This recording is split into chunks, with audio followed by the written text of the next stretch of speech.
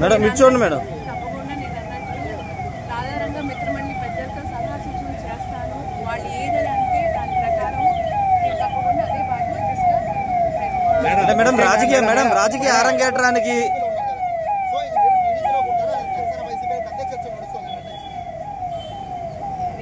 ఇంకా డెసిషన్ అనేది తీసుకోలేదు. ఏదన్నా మా ఇద్దరిది ఒకవేళ ఫ్యూచర్లో బాటలు వేరైనా గమ్యం ఒకటే. ఏంటి అని అంటే రంగా గారి ఆశయ సాధనాలని ముందు తీసుకెళ్ళటం, పేద ప్రజలకు, పేద బలహీన వర్గాలందరికీ మేము సహాయం చేయటము, వాళ్ళకి అండగా ఉండమని.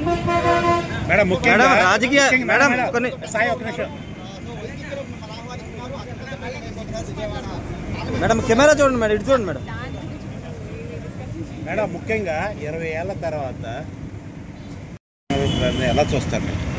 20 ఏళ్ల క్రితం మీరు మీ మదరు అంతా కూడా రాజకీయాలు వచ్చిన నేపథ్యంలో 20 ఏళ్ల తర్వాత ఈ రోజున రంగా గారి ఆశయం కోసం రంగా గారి అనేది ఎలా చూస్తారు? కరెక్టే. నేను అమ్మ కోసం అన్న కోసం రాజకీయంగా బయటకు వచ్చాను. కానీ కొన్ని ఫ్యామిలీ రెస్పాన్సిబిలిటీస్ మూలంగా నేను రాజకీయానికి లేకపోతే పబ్లిక్ లైఫ్కి దూరంగా ఉండడం జరిగింది. కానీ వాళ్ళ నుంచి నేను డెఫినెట్గా యాక్టివ్గా పబ్లిక్ లైఫ్లో ఉంటాను. మా రాధారంగా మిత్రమండలి సభ్యులతో కలుస్తాను, రంగా గారి ఫ్యాన్స్తో కలుస్తాను. వాళ్ళతో ఏంటి అనేది ఇష్యూస్ అనేది నేను డెఫినెట్గా డిస్కస్ చేస్తాను. పబ్లిక్గా ఫంక్షన్స్ అనేది నేను డెఫినెట్గా అటెండ్ అవుతాను.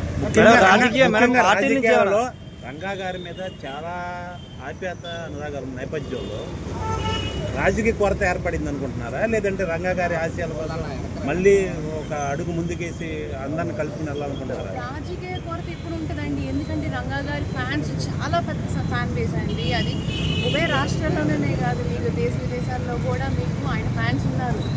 ఆ ఫ్యాన్స్ అందరినీ ఇచ్చేయాలంటే రాజకీయ కొరత ఎప్పుడు ఉంటుంది. అలాంటిది మా వంగవీటి ఫ్యామిలీ ఎప్పుడు ఆ కొరతను తీర్చడానికి ప్రయత్నిస్తుంది. అది ఆయన రాధా గారు ఒక్కళ్ళే కాదు, మా ఫ్యామిలీ ఎవరు వచ్చినా మేము ఆహ్వానిస్తాం. అంటే రంగా గారి ఆశయాల కోసం అటు రాధాకృష్ణ గారు మీరు రావడం ఎలా చూస్తారు?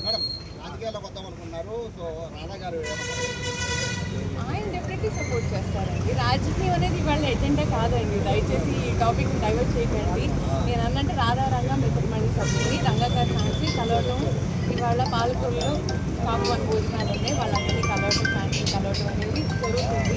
రాజకీయం అనేది తర్వాత డెసిషన్. మేడం అంటే రాజకీయాల్లో ఎంట్రీ ఇవ్వడానికే దీన్ని ఆరంభంగా తీసుకున్నారా? నేతలు కలవడం కానీ కాపు దీనికి సంబంధించి పబ్లిక్ లైఫ్లో ఎంట్రీకి వాళ్ళ ఆరంభం అండి. పబ్లిక్ లైఫ్లో నా ఎంట్రీకి వాళ్ళ ఆరంభం. వాళ్ళ నుంచి అందరికీ నేను అవైలబుల్ ఉంటాను. ఎవరన్నా ఏమన్నా కష్టాలు వచ్చినా నష్టాలు వచ్చినా నేనున్నాను, అండగా నేనున్నానని చెప్పి, నేను ఉంచుంటానని చెప్పి ఇవాళ పబ్లిక్ లైఫ్లో వస్తున్నాను. పార్టీలు ఏమైనా సంప్రదించాయా? వైసీపీ కానీ జనసేన కానీ మిమ్మల్ని ఆహ్వానించడం? మాట్లాడలేదు. అది నేను తర్వాత తప్పకుండా డెసిషన్ అనేది తీసుకున్న తర్వాత మీడియా మిత్రులందరినీ ఇన్వైట్ చేసి డెఫినెట్లీ ఒక మీటింగ్ పెడతాను. అప్పుడు ఏదనేది డెసిషన్ మీకు అందరికీ చెప్తాను.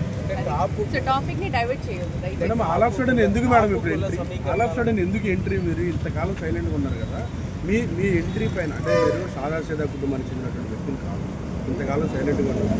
మీరు పార్టీలోకి వస్తారా రానే విషయం మీరు క్లియర్గా చెప్పండి. ఎందుకు all of sudden me entry సిద్ధం చేస్తున్నారు? ఆల్ ఆఫ్ సడన్ ఎంట్రీ కాదు, ఆల్ ఆఫ్ సడన్ ఎంట్రీ ఏం కాదండి. ఒకటి మా రాధారంగా మిత్రమండలిలో ఒక కొరత ఉంది, ఒక గ్యాప్ అనేది ఉంది.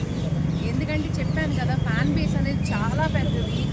దాంతో రాధా గారు ఒక్కళ్ళే మేనేజ్ చేయగలుగుతున్నారు లేదనేది ప్రజలు డిసైడ్ చేసుకుంటున్నారు.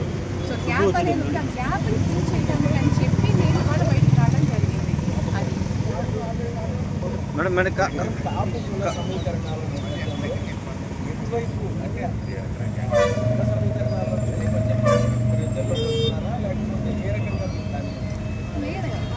వాళ్ళ విద్యార్థులుగా ఇన్వైట్ చేయడం జరిగింది.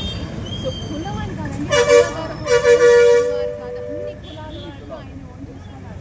ప్రతి కులాల వారికి మా ఇంటికి ఎవరు వచ్చినా నీ కులం ఏంటి, నీ జాతి ఏంటి ఎప్పుడు మా నాన్నగారు అడగలేదు.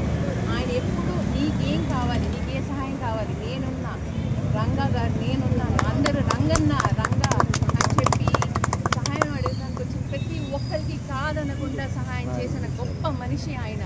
అలాంటిది ఒక కులం అనేది నోబడీ కెన్ నో. ప్రతి కులానికి చెందిన ఆయన, ప్రతి మతానికి చెందిన ఆయన వారు ఆయన. Okay okay okay.